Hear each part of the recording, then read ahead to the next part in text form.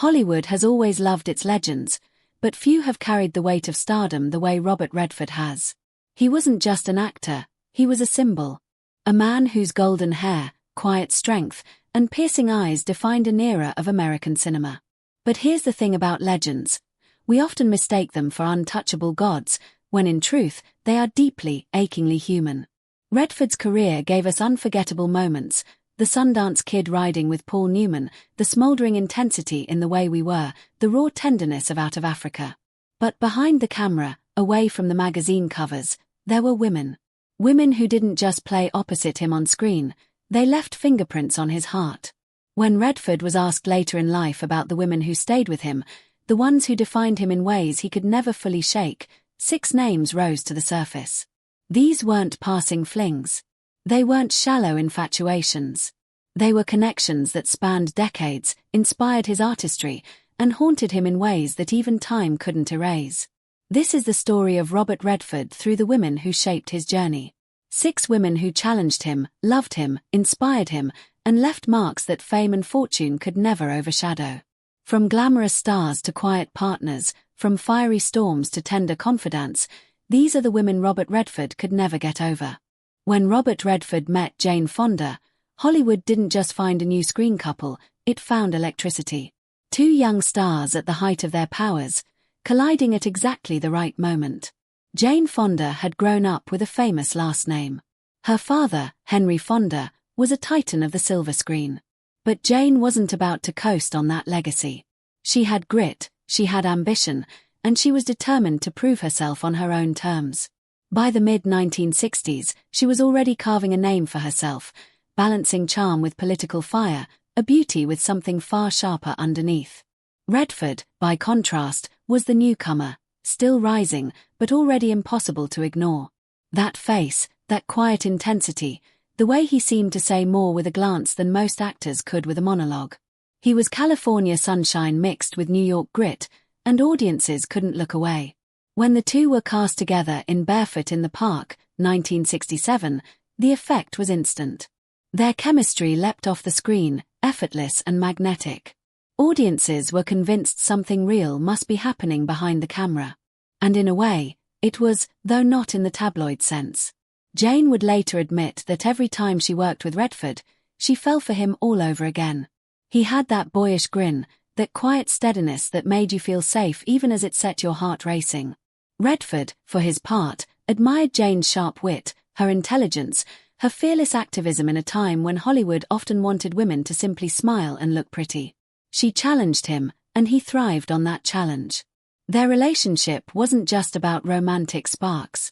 It was about trust. Redford once said that Jane had a spark that made every scene come alive. Jane, in return, confessed that Robert was one of the few men in Hollywood she always trusted completely. That kind of mutual respect is rare in an industry built on ego. And it lasted. 50 years after their first kiss on screen, the two reunited in Our Souls at Night, 2017. Older, wiser, carrying the weight of full lives lived, they slipped back into their rhythm as if no time had passed. Watching them together then was almost surreal. It wasn't nostalgia, it was living proof that some bonds don't fade. They deepen. For Redford, Jane Fonda was unforgettable not because of scandal or romance, but because she was a mirror. She reflected back the best parts of him, the artist, the activist, the man who wanted to be more than a pretty face. She reminded him that chemistry isn't always about fire. Sometimes, it's about the slow, steady warmth that keeps you coming back for more. If Jane Fonda was Redford's equal, Barbra Streisand was his storm. By 1973, when they starred together in The Way We Were, Streisand wasn't just an actress, she was a cultural phenomenon. With her voice, she could stop time. With her presence, she could dominate any room she walked into. Opposite her stood Robert Redford, the quiet golden boy, the man whose restraint was his power. Where Streisand burned brightly, Redford glowed steadily. And when those two forces collided, the result was nothing short of explosive. On screen, they told the story of Katie Morosky and Hubble Gardner, two people passionately in love, yet destined to be pulled apart by the very things that drew them together. Off-screen, Streisand later admitted she was infatuated with Redford during filming. She didn't even try to hide it. The way she looked at him on camera wasn't acting. It was real. Critics and fans felt it too. The Way We Were became one of the most iconic romances in film history, not just because of its script, but because the attraction between its stars was almost too genuine. But Redford, ever the professional, drew careful lines. He admired Barbara deeply, her talent, her audacity, her refusal to conform to Hollywood standards of beauty or behavior. In many ways, she was the opposite of him. She was loud where he was quiet, unfiltered where he was reserved. And yet, that contrast only made their connection more compelling. For Barbara, Redford was the unreachable dream. In later interviews, she confessed she never stopped thinking about their time together, about the way he anchored her storm. For Redford, Barbara was unforgettable because she represented passion in its rawest form, uncontainable, fiery, a love that burned bright even if it could never last forever. Even today, when audiences watch The Way We Were, they don't just see two characters. They see a moment in Hollywood history where real hearts slipped through the cracks of fiction. And in those glances, those kisses, those heartbreaks, they see Robert Redford and Barbara Streisand, two people who touched each other's lives in ways that time could never erase. By the mid-1980s, Robert Redford wasn't just a star, he was an institution. He had already conquered Hollywood, delivered box office successes, and cemented his reputation as the golden boy of American cinema. But when he stood across from Meryl Streep in Out of Africa, 1985, something shifted. Meryl Streep was different from anyone Redford had worked with before. She wasn't the it girl type, nor was she a Hollywood socialite. She was an artist in the truest sense. Every role she took on, she inhabited completely, disappearing into her characters with such intensity that even her co-stars sometimes forgot where Meryl ended and the character began. When they met on the set of Out of Africa, the film was already a massive undertaking. Shot largely on location in Kenya, it was a sweeping epic about love, loss, and the beauty and brutality of the African landscape. Redford was cast as Denise Finch Hatton, the free-spirited adventurer. Streep played Karen Blixen, the Danish baroness and writer whose affair with Hatton defined her life. The chemistry between them was immediate, but it wasn't the fiery kind audiences had seen in The Way We Were. No, this was different. It was quiet, restrained, delicate, like the steady rhythm of breathing in unison. Their most iconic scene together is perhaps the simplest. Denise washing Karen's hair in the wilderness, with nothing but the sound of birds and the rustle of wind around them. No words. No dramatics. Just touch. Just presence. That scene has gone down as one of the most romantic in cinema history, and for good reason. It wasn't about passion burning out of control, it was about intimacy, that deep, unspoken closeness that makes you feel like you've known someone forever. And it wasn't acting. Not really. Both Redford and Streep brought pieces of themselves into that moment, making it feel startlingly real. Streep later admitted that working with Redford was unlike working with anyone else. He brought a steadiness, a calm, a grounded energy that allowed her to open up. For Redford, Meryl revealed a side of himself he didn't often show. She allowed him to be vulnerable, to strip away the layers of Hollywood icon and simply be a man in love, if only for a scene. Behind the camera, their relationship was built on mutual admiration. There were no scandals, no gossip, no whispers of affairs. What they shared was more profound, the artistry of collaboration, the intimacy of creation. For Robert Redford, Meryl Streep was unforgettable because she embodied tenderness. She showed him that not all connections are about fireworks and spectacle. Some are about the quiet strength of trust, the beauty of letting someone see the softest parts of you. In her presence, he didn't have to be Robert Redford, the legend. He could simply be Robert, the man. Long before Out of Africa, before The Way We Were, even before Barefoot in the Park, there was Natalie Wood. And for Robert Redford, she was one of the first women in Hollywood who truly left a mark on him. The year was 1966. America was in the middle of a cultural shift. The old studio system was beginning to crumble, and a new wave of cinema was emerging. Into this landscape came This Property is Condemned, a Tennessee Williams adaptation drenched in southern heat, desire, and desperation. At its center were two luminous stars, Natalie Wood, already an icon, and Robert Redford, a young actor still carving out his identity in Hollywood. Natalie was no stranger to the spotlight.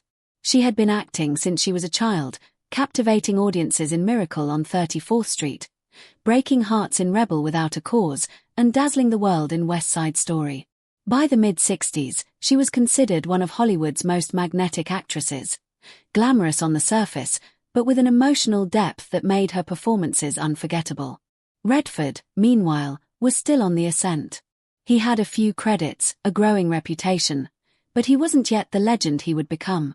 Starring opposite Natalie Wood was like standing in the presence of royalty.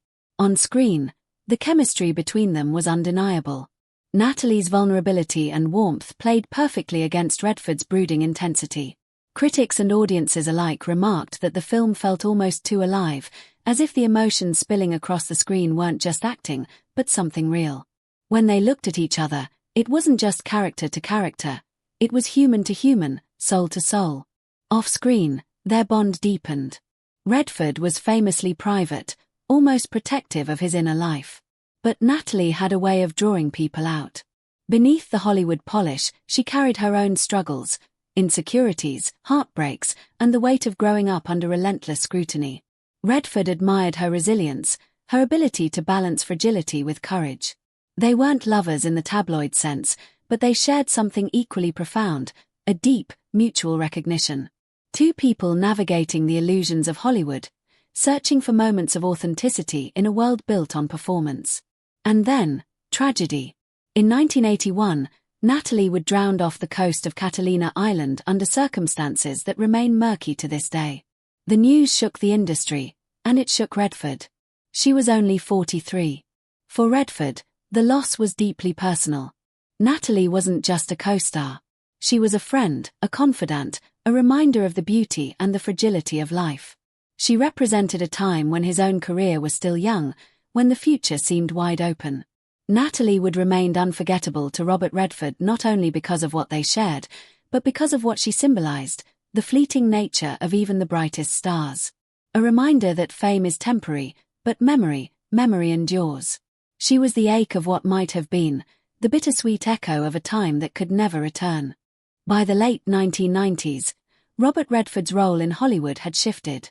He was no longer just the face on the poster, the golden-haired leading man who made audiences swoon. He had become something else, a storyteller, a mentor, a director with a vision. In 1998, he took on The Horse Whisperer, a film that explored healing, trauma, and the profound connection between humans and animals.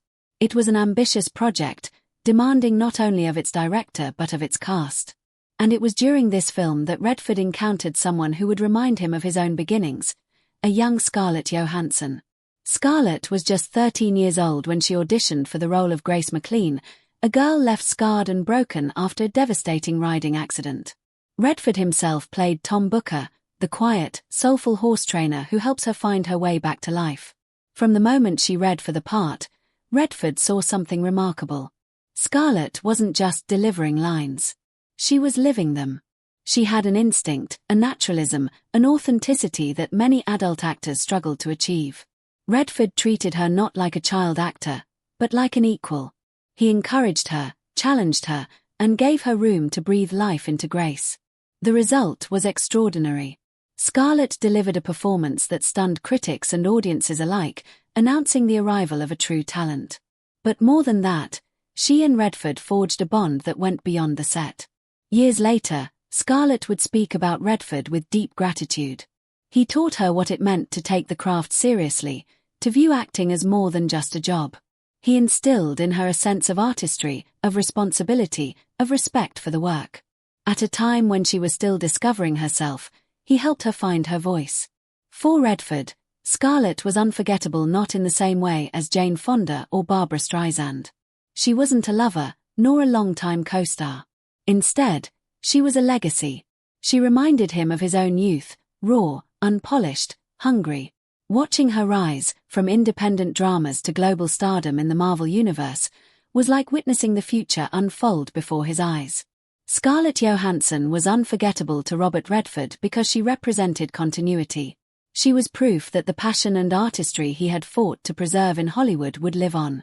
And in guiding her, even briefly, he left behind not just a film, but a piece of himself carried forward into the next generation. But before all the fame, before the co-stars, before Hollywood transformed Robert Redford into an icon, there was Lola. In 1958, a young Robert Redford, still years away from stardom, married Lola Van Wagen. She wasn't an actress. She wasn't part of the Hollywood machine. She was a historian, an academic, a thinker. And for Redford, she was everything. Their marriage wasn't built on red carpets or paparazzi flashes. It was built on long conversations, shared dreams, and the simple, unglamorous truth of building a family together. Over more than 2 decades, they raised 4 children, weathering not just the storms of fame but the tragedies that life dealt them, including the heartbreaking loss of their first son in infancy. As Redford's career skyrocketed, the pressures on their marriage grew. Hollywood is rarely kind to long unions, and the demands of work, months away on location, endless public scrutiny, weighed heavily. Yet through it all, Lola remained his anchor. She grounded him in reality, reminded him of who he was before the world crowned him its golden boy. She saw him not as a star, but as a husband, a father, a man trying, and sometimes failing, to balance dreams with responsibilities. In 1985, after 27 years, they divorced. But Redford never spoke ill of her. Quite the opposite. He credited Lola with shaping him, with holding him steady during the most turbulent years of his rise. She had been there before the world knew his name, before the applause, before the iconography. She knew Robert, not Redford. For him, Lola Van Wagen was unforgettable because she represented something pure, something unshakable, love in its truest form. Not the cinematic fantasy, but the real thing, flawed, complicated, enduring in memory even after it ended in practice.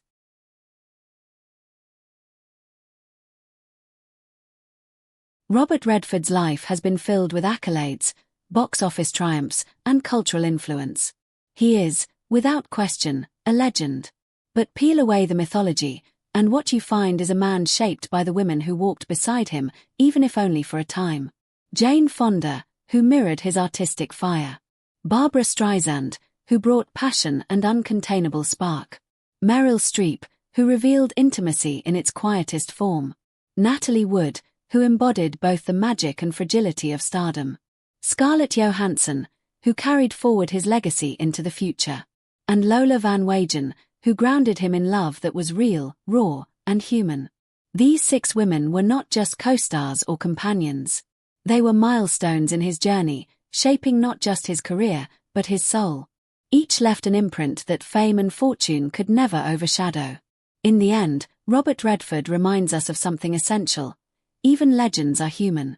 Behind the awards, behind the iconic roles, behind the myth, there is a man who loved, who lost, who remembered. And for him, these 6 women will always be the ones he could never get over.